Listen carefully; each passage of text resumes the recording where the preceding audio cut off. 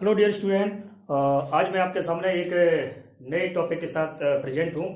उम्मीद है कि आपको ये वीडियो अच्छा लगेगा और आपके डाउट जो जरूर क्लियर होंगे। तो आज ये क्लास जो हमारी है वो क्लास 9th की है और फिजिक्स का चैप्टर जो आपका 9th है, ग्रेविटेशन चैप्टर है, उसमें एक बहुत ही बेहतरीन टॉपिक दिया गया है, सर आइजैक न्यूटन के द्वारा एक्सप्लेन किया गया है। तो उसके बारे में आपको बताना चाहूंगा। तो टॉपिक हमारा यहाँ पर है universal law of gravitation. Universal law of जो ग्रेविटेशन है उसके अकॉर्डिंग क्या कुछ खास होता है कि ब्रह्मांड की कोई भी ऑब्जेक्ट हो, ब्रह्मांड का कोई भी ऑब्जेक्ट हो, वो एक दूसरे को एक फोर्स के द्वारा अट्रैक्ट करता है, जिसे हम ग्रेविटेशनल फोर्स कहते हैं। अगर हम इसकी डेफिनेशन के अकॉर्डिंग जाते हैं तो क्या रहता है कि जो ऑब्जेक्ट फर्स्ट है उसका हमने मास मान लिया यहाँ पर m1 और दूसरा ऑब्जेक्ट है जिसका मास हमने माना यहाँ पर m2। तो इसकी जो डिस्टेंस है वो उसकी डिस्टेंस जो रहेगी वो हमने d को यहाँ पर माना है, जो डिस्टेंस बिटवीन टू ऑब्जेक्ट है। तो यहाँ पर देखेंगे इसकी अकॉर्डिंग टू डेफिनेशन क्या रहता है कि every object in this universe attract every other object which is proportional to the product of their masses and inversely proportional to the square of distance between them. जो भी मैंने बताया उसको थोड़ा करके देखते हैं कैसा कुछ खास है। तो यहाँ पर देखेंगे कि जो फोर्स है वो प्रोपोर्शनल होता है प्रोडक्ट ऑफ देयर मासेस, मतलब m1 इंटू m2। जो ये ऑब्जेक्ट एक है इसका मास m1 है, दूसरे ऑब्जेक्ट का मास जो है वो m2 दिया गया है।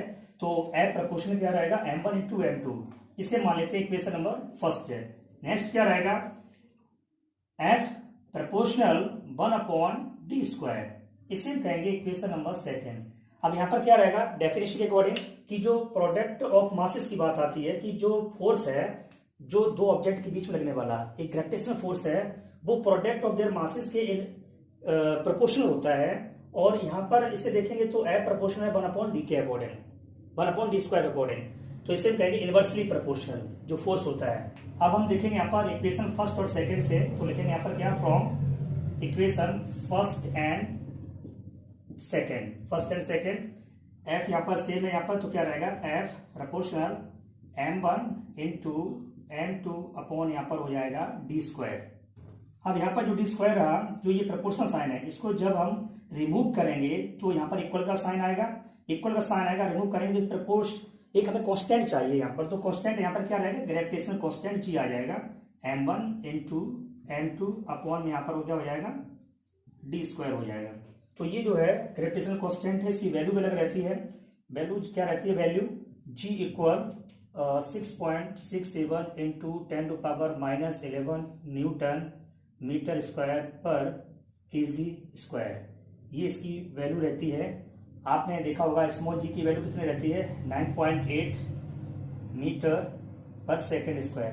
अगर हमने यहाँ पर मीटर पर सेकेंड स्क्वायर जो लिखा हुआ है, इस मीटर पर सेकेंड स्क्वायर को ऐसे नहीं लिखकर हम ऐसे लिख सकते हैं, जो कि इनवर्स रूप में लिखा जाएगा। और करके यूनिट कैसे लिखी जाएगी मीटर सेकेंड इनवर्स 2। इसे हम इनवर्स 2 के रूप में लिखेंगे। सेम वैसा वहां पर भी रहेगा, newton metre square and kilogram inverse 2, इस प्रकार से नोट कर सकते हैं। तो देखेंगे यहाँ पर, तो ये जो वैल्यू यहाँ पर रहेगी इसके अकॉर्डिंग क्या रहेगा, जी को अगर हम कैलकुलेट करना चाहेंगे तो क्या रहेगा कुछ खास, जी इक्वल हो जाता है f into d² upon m1 into m2। तो ये जो है स्पेशल ग्रेविटेशनल कांस्टेंट को कैलकुलेट करते हैं तब ये हमारा फॉर्मूला हम अप्लाई करते हैं, नहीं तो यहाँ तक ये हमारा बिल्कुल क्लियर डेरिवेशन हो जाएगा जो कि प्रोडक्ट ऑफ मासेस के अकॉर्डिंग है। लेकिन उसे सही कैसे किया जा सकता है, सही कैसे करेंगे और कैलकुलेट कैसे करेंगे। अब हम इस फॉर्मूले में लगा करके इस चैप्टर के बहुत सारे क्वेश्चन को कैलकुलेट करेंगे।